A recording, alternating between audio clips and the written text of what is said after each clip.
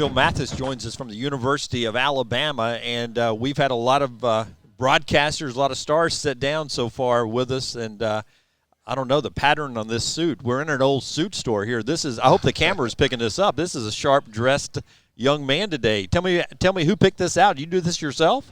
Yeah, guys at Men's Warehouse down there in Tuscaloosa. Some of my lip flavor in there. Yeah. You look sharp. So, hey, I want to take you back. June 27th, you tweeted out, one of the best sacrifices I ever made was stop partying every weekend. Oh, yes, sir. How has that aged?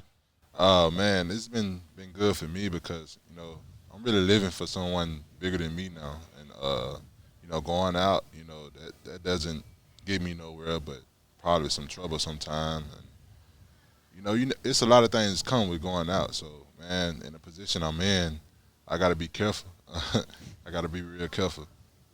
Was there a coach that was instrumental in that decision, or was that just a Phil Mathis decision? Like I say, it was just really me knowing that I got a little girl at home. Mm-hmm. And, I also my goal is to get to the league. And I think I should focus more on football and take it more serious. I'm interested. Last year's team, the national championship season, there was so much talked about the chemistry of that team, how close you guys were. Can you share with us how close that team was and maybe the challenge it is to carry that from 2020 to 2021? Oh, yeah, most definitely. That team was so close, man. We did a lot of things together, just off the field, even if it's just going out to eat, little things. And this team, we're going to do the same thing. We're going to, we got great leaders in the room, and we all get together and do great things and try to build that team chemistry. Speaking of last year's team, you've played a lot of football. The Ole Miss game, 88 plays the Rebels ran on offense. Look, you guys won the game by double digits, so, that's the good. But have you ever been that exhausted coming out of a game? Oh, yeah. Yeah. I mean, it's a lot of games I done played. You had to dig in deep and had to find it, find that next bar to go to. So, I mean, that's a game that, I think we needed it. Sometimes you need games to check you, check out, see what we really about. So, I'm happy that happened, because if it wasn't for that game, I think we wouldn't have found a lot of motivation to keep going. And your offense wasn't helping you. They were going up and down the field. I mean, they were on the field like 3 plays at a time. Yeah. You had a lot of that last year too. And I mean that makes it more difficult. You love it because they're scoring a lot of points, but it does kind of make it more difficult for the defense, right? Yeah, I mean, at the end of the day, man, we just happy to play ball. I mean, that's what we came to do, play ball. So it don't matter how long I'm out there. I just want to play. Well, camp's about to start. And as you crank up camp, tell me the one drill that you don't like and the one drill you do like and why when you get to camp. It's really that one, when you first hit the field, we do the bags. You got to run over the bags. Oh man, it's full speed. And as you get deeper in camp, everything's kind of slow down. But when you first get in camp, everything full go. Which one do you like? What drill do you enjoy when camp cranks up? Really just I like the trade drill. We banging around. Yeah. So you like the contact. Yeah. See, I'm an avoid contact kind of guy.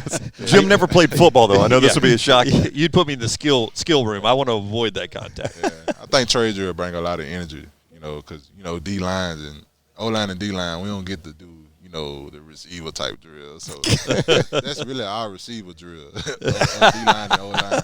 We get crunk down there. Yeah. Hey, so you got one of the best ADs in the business in Greg Byrne. Did he actually teach you how to play golf? Yeah, he taught me how to little swing. He taught me a little bit. I mean, I still don't know, but he gave me a little, a great vision of how to do it. So I love Greg, man. He's a very cool guy. Let me go ahead and warn you, that is the most frustrating game. Stick with football. Don't play golf. Yeah. I told him I'm going to Top Golf. That's about all you need to do. Just go to Top Golf. Good food and a couple of swings. So, I mean, it seems like your college life flies by so quick, doesn't it? Yeah. Tell me one thing you enjoyed about college the most that lived up to being what you thought it was going to be. Man, it's really just getting to meet all those guys that I met, you know, all the different players that came through Alabama since I've been here. Just knowing that I really look at it like I got those guys on my resume type because I can call those guys in the future. Lifelong friends. Yeah, so that's the biggest thing that I didn't know coming into college, that I'll build a lot of relationships like that. And not to get deep, but can you tell us why you wear the number 48? Oh, yeah, I wear the number 48 because back at home I had a cousin. He passed away from playing football, and he wore the number 48. So that's something I wanted to, you know, keep living on and keep his name alive while I play the game. So every time you go out, you represent. Oh, gotta represent. Gotta represent. This defense, I mean, look, people like us that talk, we say things like this will be the best Alabama defense in 3 years, 4 years, 5 years. Why are we right about that? Or are we right about that? Yeah, y'all gonna be right. I mean, yeah, 'cause, I mean, every year I feel like we push ourselves to be the best. You know, we not always, you know, perfect, but, you know, we always had the best guys out there. And Coach Saban, he always going to put the best guys on the field. So, and I'm just ready to see what we can do in fall camp. And y'all see when we be in the A. So we've already heard your quarterback's a millionaire. He's never started the game. He's already got more money than all of us, which is pretty amazing. I know you've got a deal, but you're also working on a back-to-school giveaway that you're organizing. Can you tell us a little bit about that? That's awesome. That's something that I love to do. I've been doing it 3 years now, so this going to be the third year. And I just love giving back, man, because, like, where I'm from, those kids need guidance. They need someone to look up to, and I just love being that person, just to show them that, you know, you ain't got to be in the streets to make it. It's more ways out, and my way was football. So, you know, if you want to play football, you know, you can come to me for guidance. So. How would you describe Pete Golding in 10 seconds? Oh, man, Pete Golding, he's a funny guy. Oh, funny. I did not think you would go there. Yeah, he's really funny. He seemed intense. We were actually in locker room for the A-Day, I don't know, 3 years ago, 2 years ago? Something like that, yeah.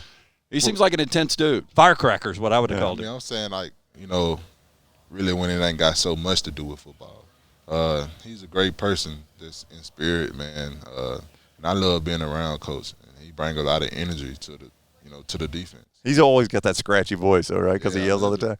I love it. You love it? Yeah, you need it. I mean, especially when, you know, you're the defensive coordinator, you got to have a guy that's going to, you know, push everybody to their limit and get us hyped up. You know, I think he get us very hyped up before the game. So you got recruited LSU, Georgia, Florida. You obviously signed with Alabama. Arizona State was in the mix. Did you take a trip to Tempe? No, I never took a trip to Arizona. I should have, though. That's one thing I regret. I should have went back. I should have took all 5 of those visits. That's right. I should have. You should have done it. Well, that's what we always say on the show, that you spread those out and see different parts of the country. Tell Hawaii you're interested. That's right. Yeah. Just tease them. That's something I should have did. All right, Phil Mathis, good luck, man. Thank you for the time. All right, thank y'all. All right.